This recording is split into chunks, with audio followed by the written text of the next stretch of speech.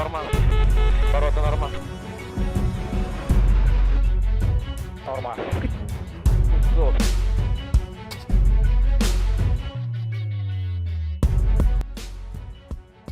At the dawn of the Ukraine-Russia war, Russian attack helicopters were little more than flying coffins, easy prey for Ukrainian gunners.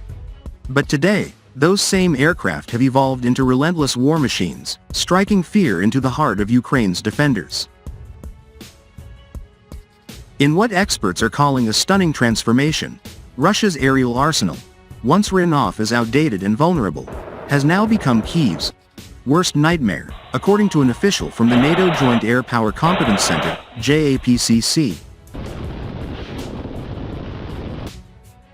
Speaking at the International Military Helicopter (IMH) 2025 conference in London, Lieutenant Colonel Emiliano Pellegrini of the Italian Army, a leading expert at JAPCC, described how Russia had been forced to learn, and learn fast. The early days of the war exposed fatal flaws in their helicopter tactics, but through ruthless adaptation and strategic recalibration, Moscow has sharpened the combat edge of its Kamov Ka-52, Hokum B, Mil-Mi-28, Havoc, and Mil-Mi-2435 Hind. In the beginning, they were using their helicopters all wrong. They paid a steep price for it, Pellegrini said. Now, they've completely changed the game. Russia's initial deployment of 75 Ka-52s, 55 Mi-28s, and 95 Mi-2435s was met with devastating losses. According to JAPCC's analysis of open-source data, nearly a third of the fleet was grounded at any given time due to maintenance or operational issues. But those that did take to the skies found themselves cut down in shocking numbers. By March 2023, just a year into the war, Russian helicopters had suffered staggering losses, 59 units obliterated. Of these, 42 were torn from the sky, while 17 were destroyed on the ground. Almost 30% of Russia's operational rotary wing fleet had been wiped out. Then came the pivot. By the war's second year, Russia's losses in the air had plummeted by 52% to just 19 units, a remarkable turnaround, though ground losses surged by 40% to 28 units. Preliminary data from the third year suggests this downward trend is accelerating, a shift Pellegrini attributes to one thing: adaptation. Russia has learned how to use its helicopters not just better, but far more effectively, he emphasized. The once outdated fleet had been reborn as a far deadlier force. Pellegrini's data paints a grim picture of Russia's early missteps. In the first year, nearly half of all helicopter losses, 49%, were inflicted by manpads. Another 22% fell to anti-aircraft artillery, 17% to small arms fire, and 12% to direct fire anti-tank weapons.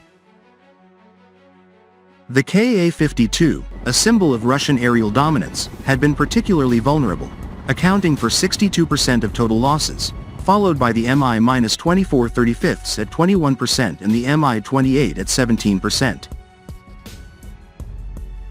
It was, in Pellegrini's words, a tactical disaster.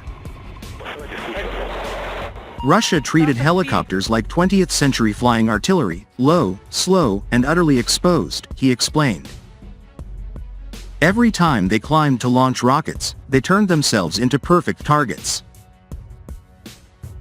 Ukrainian forces seized on this weakness, unleashing Stinger and Starstreak missiles with ruthless efficiency.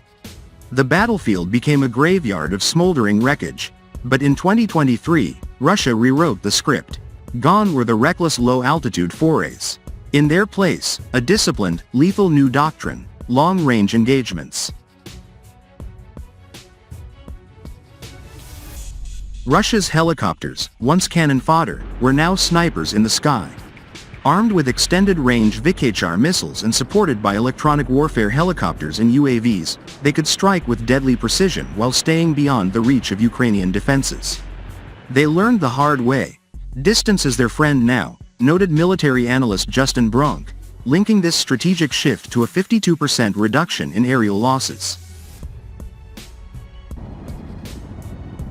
This transformation was not just about tactics, it was powered by technology. Russia's rotary wing fleet, once a relic of outdated warfare, was now bristling with upgrades. Advanced infrared jammers disrupted enemy targeting systems.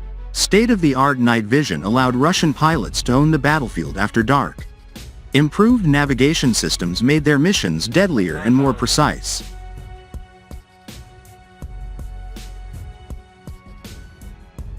Even the Ka-52's notorious vibration issues, which had crippled its long-range accuracy, were solved through software refinements.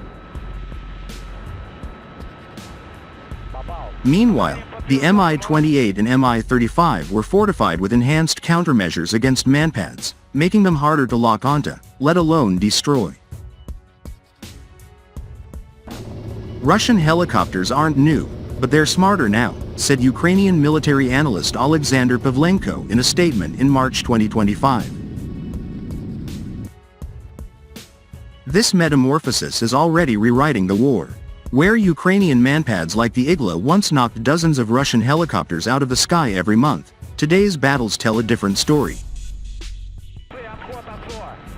Russia's newfound ability to strike from high altitudes and beyond effective engagement ranges has turned once reliable Ukrainian air defenses into a game of diminishing returns.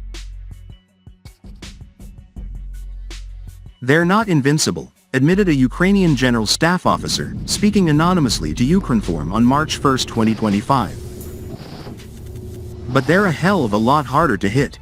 With Kyiv's air defenses under increasing strain and Russia's attack helicopters adapting with lethal efficiency, one thing is clear. The skies over Ukraine are no longer a one-sided battlefield. Russia's rotary wing fleet has been reforged in the fire of war, and this time, they are no longer easy targets, they are the hunters.